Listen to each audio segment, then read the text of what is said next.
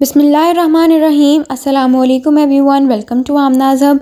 कैसे हैं आप सब लोग? उम्मीद है कि आप सब लोग बिल्कुल ठीक होंगे, खुशबाश होंगे, अल्लाह ताला की हिफ्ज़ व अमान में होंगे। तो आज हम आप लोगों के लिए लाए हैं जी बहुत ही मज़ेदार, बहुत ही क्रिस्पी, बहुत ही लजीज और एकदम चटखारेदार पकौड़ों की रेसिपी। और ये पकौड़े हमने बनाए थे आलू, प्याज और पालक के, और ये बहुत मज़े के बने थे। तो हमने सोचा आप लोगों के साथ भी शेयर करते हैं। तो सबसे पहले जी चलते हैं इंग्रेडिएंट्स की जानब। तो इंग्रेडिएंट्स में जी सबसे पहले हम ऑयल लेंगे। ऑब्वियसली ऑयल के अंदर हम पकौड़ों को फ्राई करेंगे। उसके साथ ही हमें चाहिए बेसन। 2 कप के करीब भर के हमने बेसन के लिए थे, जो साथ में आप कप देख सकते हैं, यही 2 कप हमने भर के लिए थे। 2 कप के करीब ही हमने पालक ली थी, 2 दरमियानी साइज़ के आलू और एक हमने बड़े साइज़ का प्याज लिया था, जिसको हमने इस तरह से काट लिया था। बैटर बनाने के लिए हम दही का इस्तेमाल करेंगे।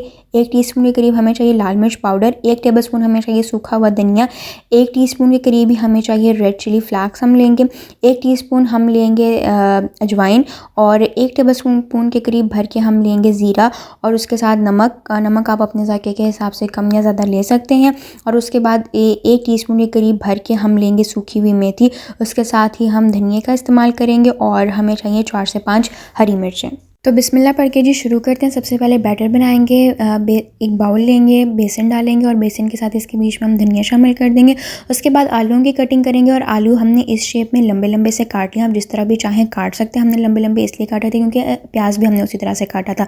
उसके बाद हमने बड़े बर्तन में एक शिफ्ट कर लिया था, और उसके साथ ही हम कटी हुई हरी मिर्चें और आलू भी शामिल कर देंगे। ठीक है, आलू शामिल करने के बाद इसके बीच में हम प्याज डाल देंगे, जो कि हमने स्लाइस की सूरत में काट लिए थे, और इसी तरह के हमने आलू भी काटे थे।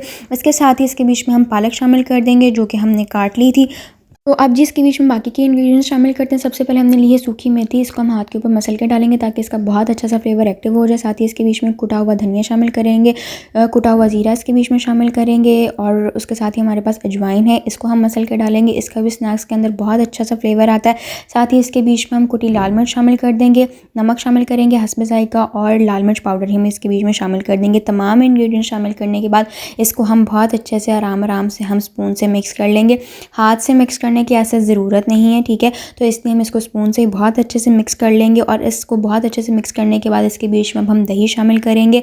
ठीक है, थोड़ा थोड़ा करके इसके बीच में हम दही डालेंगे। आप चाहें तो पानी से भी बना सकते हैं, लेकिन दही शामिल करके ये होता है कि अंदर से बहुत ज़्यादा सॉफ्ट बनते हैं और बहुत अच्छा सा इसका फ्लेवर आता है। ठीक है, इसलिए हमने दही का इस्तेमाल किया है।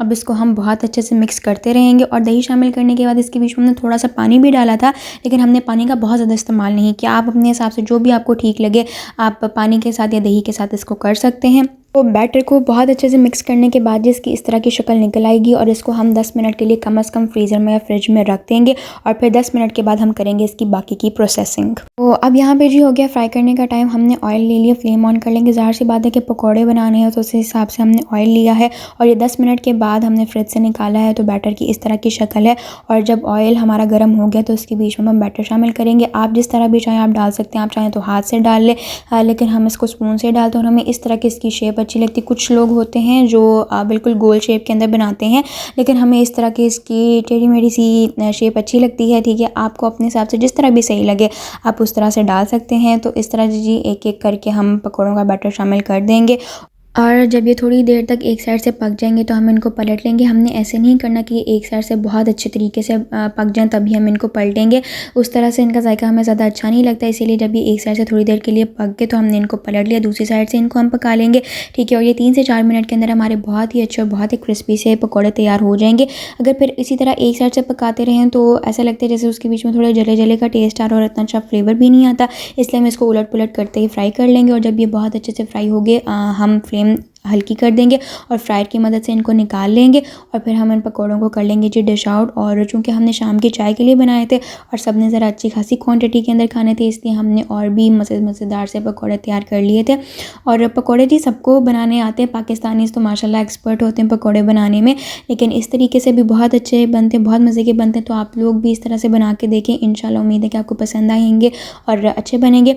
तो ये जी थी आज की छोटी सी अच्छी सी और मज़ेदार सी वीडियो। उम्मीद है कि आपको पसंद आई होगी। अगर आपको वीडियो अच्छी लगी हो तो लाइक करें, एक कमेंट भी कर दें। अगर चैनल को अभी तक सब्सक्राइब नहीं किया तो सब्सक्राइब कर दें, फ्रेंड्स और फैमिली के साथ शेयर करें।